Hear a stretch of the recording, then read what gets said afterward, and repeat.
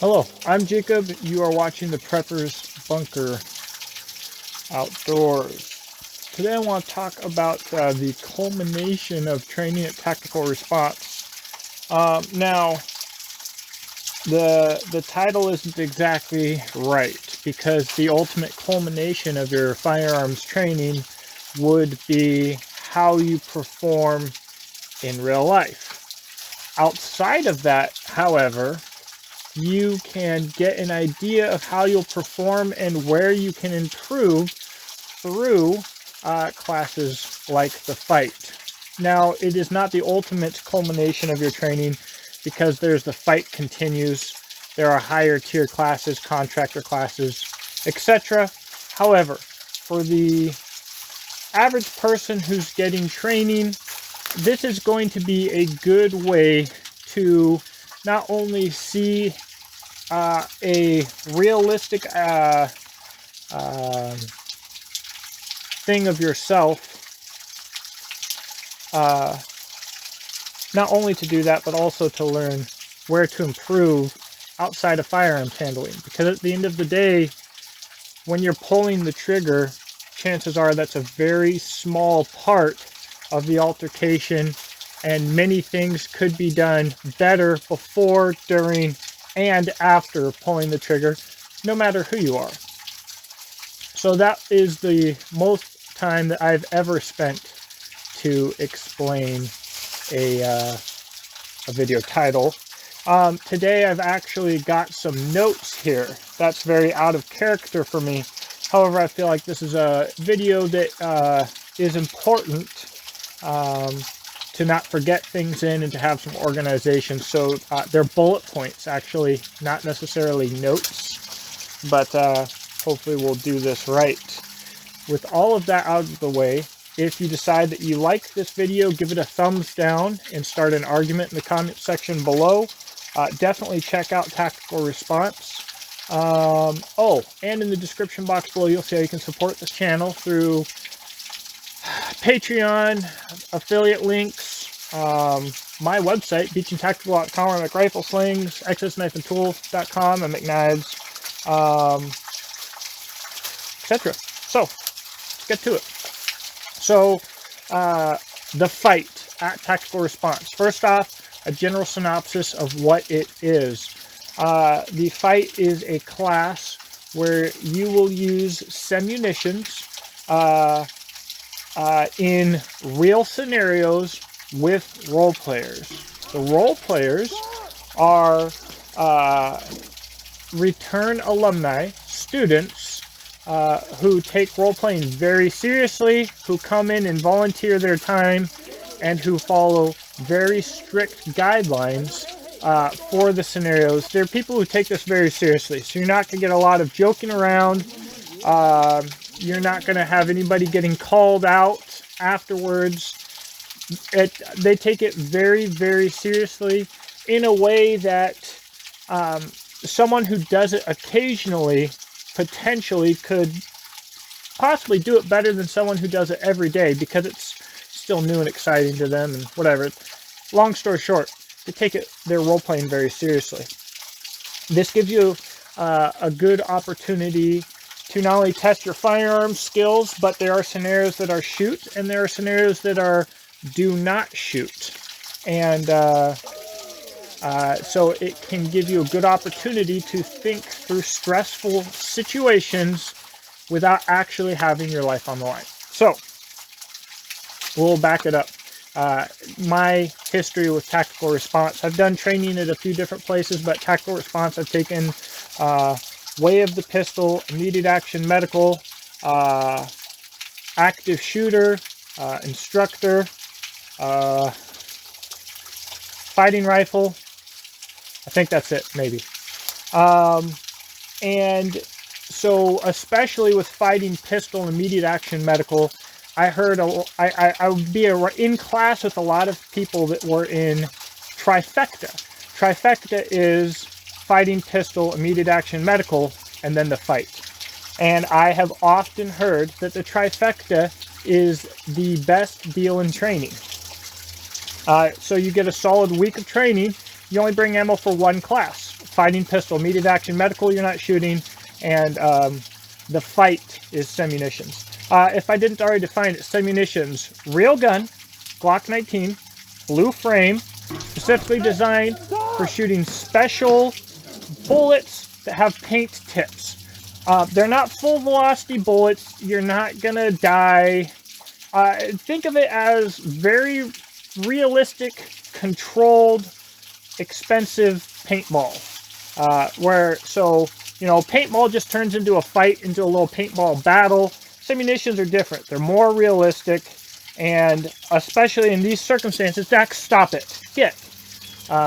It's not like paintball, but if you were to take paintball up a notch, make it more realistic, that's like Semunitions. Okay, so everybody said trifecta was the best deal in training. You know, if I was going to have 1 week, let's say I wasn't prior military, wasn't a combat vet, hadn't done any of this other training at all, I was a civilian who wanted to be responsible for myself and my family, and I wanted to get as much training as I could, as affordably as I could, and as fast as I could. Trifecta, easily. Oh my goodness. And you know, having taken all 3 of the classes separate, in the fight, it really made me realize what an incredible value the trifecta actually is. So that's my history, specifically with tactical response. What I expected. So basically, I expected to be put into scenarios, probably mostly that would be shooting scenarios, and I expected to make a few wrong decisions, but as a whole, I thought that I would do pretty right. I thought I'd probably smoke a few people with the Semunitions, you know what I mean? And I don't think that's the right mindset to have going into it, but I'm just, you know, telling you how it is. That's, you know, what I expected. And where I was surprised. So you have different scenarios. The scenarios are different for everybody. Some of them are shoot, some of them are no shoot. So in my head, I was almost thinking of it as black and white. I'm going to pass the scenario and do acceptably and defeat the enemy and save the good guys, or I'm going to fail the scenario and get shot or shoot someone who didn't need to be shot. And the reality is, like in real life, there's more gray area. And I think that's what really surprised me. Also, if you take the fight, even if you're special forces or a lot, SWAT or whatever, you will fail scenarios. The more training you have, especially with more of a civilian context, the more likely you are to do well. But you will fail scenarios.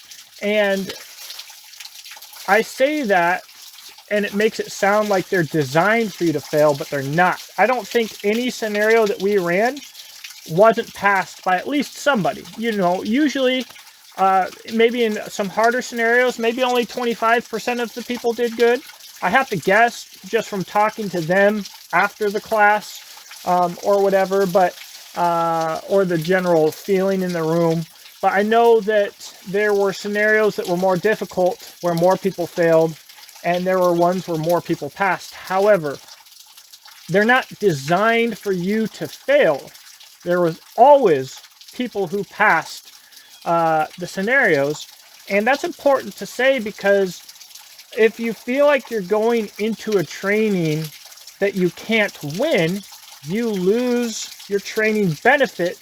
And I've been in this situation myself, because now you're like, okay, I'm just going into this scenario to get my butt kicked. Like, you know, I want to go down and take a mixed martial arts class, and they're like, hey, you're full contact fighting today. And I'm like, really? Okay. And they're like, yeah, you're fighting BJ Penn.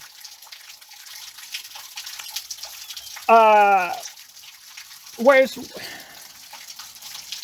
that would just be training to be a punching bag. Or you know, that's just the first MMA fighter I thought of.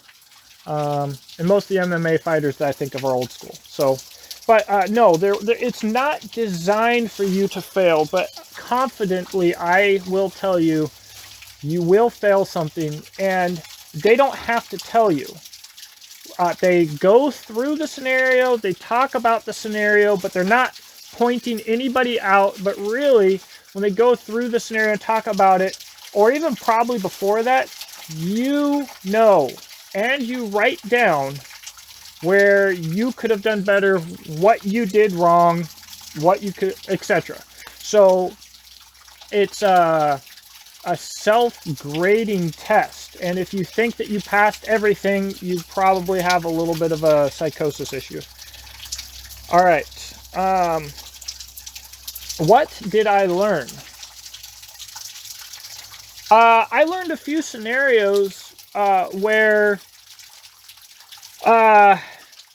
you have to make a choice that being shot a little bit in fighting might be better than being shot and being dead, but also that at the end of the day, the most important thing is probably that you get home to your family. So if you smoke the bad guy, okay, and you take a fatal wound and die later, did you win the fight? Yes. But would it have been a bigger win if you would have lived and gone home to your family, even if the bad guy also lived? Potentially, yes. Right? You can win the fight and lose the battle. Okay. All right. So who is this class for? This class is for everybody who has the prerequisite requirements, because the class will clarify a lot of the things that you learned in fighting pistol and immediate action medical and any other classes that you take as well. Now, tactical response is not a school where they say, do what we tell you, don't ask any questions, and don't worry about why you're doing it. You know, they say, do what we tell you in class. We'll explain to you why you're doing it this way. And when you go home, think about it and pick and choose, you know, what you're going to take and what you're going to practice and keep for yourself. But at the end of the day, you are a student paying for your training experience. So unlike being in the military where you're in training because you have to be in training and your trainer is there because they have to be there and they just want to go drink a beer as soon as possible and you just want to go drink a beer as soon as possible, this is a completely different environment. You're paying to be trained. You expect to learn, and you need to know why, which, you know, the military didn't do, or you should want to know why. So in classes, they tell you, you learn. However, when you go to the fight, it brings it together, and a lot of the things that they teach you and a lot of the methodologies really click. So not only is it for the person who has taken classes and wants to see how they can apply their skills to the class, but they're also for the guy who thinks that he's a bad mamma jamma, you know, burning gun, and who wants to prove it because he's going to learn that he's not. And there were people there who started the class like that, and, you know, who mentioned what they would do in a real scenario to this MF and that MF and the other, talking a really big game, and then they'd come out covered in paint. Not covered, I mean, not like they bathed in it, but, you know, they'd have a few more shots than anybody else, and their attitude changed in the class. And that's very important. This is not necessarily learning through pain. They didn't get their butts kicked. They just didn't do as well as they thought that they would do. Their self-image might have been altered a little bit, and they realized, like, hey, This is a real deal. This is hard. This stuff is important. So good for them too. Basically, the class is for everybody, but whatever. What is next? All right, so I had those classes that I've mentioned to you. I have more classes at Tactical Response that I'm going to take. I'll do Advanced Fighting Rifle. High on my list is The Fight Continues. And high on my list is The Fight at Night. It's very easy to get messed up at night. Okay, you're just adding another variable there. It's a great way to continue the training, continue to add something to the plate. All right, so you want to go from the milk to the meat. Just like the gym, just like everything in your life, you need progression, and these simulation classes are absolutely excellent for that.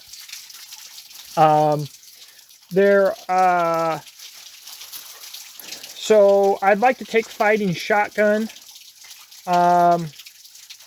There are also instructors who also train at Tactical Response, other people.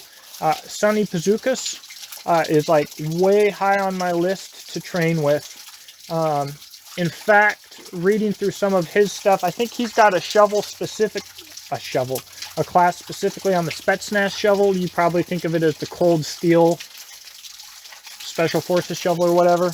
I went ahead and ordered a shovel. I don't really like Cold Steel, and I don't really want to buy into their shovel, so I ordered one from doggone Russia because I'm weird. So who knows when that will come in, if ever. But I really want to train with him, and hearing about him was very impressive to me. And I think that he does more hand-to-hand stuff, and I think that's an area that I need to work on. I have a little bit of past training in that. Not that it matters, because it was not... Stop it, Dax! Firearms related at all. And I need a lot more of that. A lot more. And that's the reality of fights. You know, when the fight's really bad, whether firearms are involved or not, at some point, every fight goes to the ground. You know, if we're talking actual military combat, that might mean one or two people out of the company, the fight goes to the ground, goes to hand. It might mean one or two people out of the battalion or whatever. But at some point, if you have a real fight, not an insurgency, a real fight, unless the insurgency gets to that point, the fight's going to the ground. And it is always beneficial to be more skilled and in better shape for that eventuality. You may not have a firearm for some reason. I don't need to explain it, really. I don't feel like. But that's what I got, guys. The fight was probably the class that put things in perspective the most for me. Oh, also, the fight made me realize how important it was for me to get my wife through immediate action medical. When you're going through a scenario and you have somebody else with you in the scenario, you start thinking like, okay, when this person gets shot, what am I going to do? Or if this, or if that, or anything else. And I realized in one scenario in particular, like,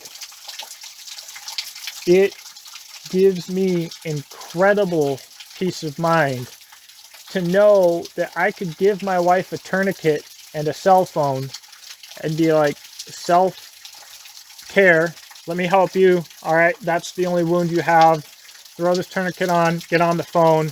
I'm pulling security or doing whatever needs to be done. I mean, that hit me so hard. And as soon as my kids are of age, they'll do immediate action medical. Of course, I'll teach them a bit, but it's uncomparable learning something from a family member and actually going and learning it. I don't know if I should have to explain that, or maybe I need to do another video on that soon. But your uncle, who's ex-Special Forces, Marine Corps, Scout, Sniper, Billy, freaking Mama Jamma, you nor he can have the mindset for proper training, the dedication for proper training, like paying to go somewhere and get training from someone who's being paid to train you. Different deal. That's all I got, guys. Really long video. Probably not many people want to watch, but it's an important video. And if you've been getting training, if you've been searching out training, this is one that's a biggie. Like, this is really a biggie. And if you're just thinking about getting started, you're putting money aside. Right now, by the way, is the time for doggone training. And I really wish there was like a quadfecta that threw in some basic bushcraft and survival in there, because of how important I believe that to be right now. But now, no matter when you watch this video, now is the time. But I don't know how long this video will be up, because I think we're about to need it. So think about what you invest in. Anything else they can take from you. The only way they can take your training and your skills is by killing you. Have a blessed day. Thank you for watching, and I'll talk to you in the comment section below.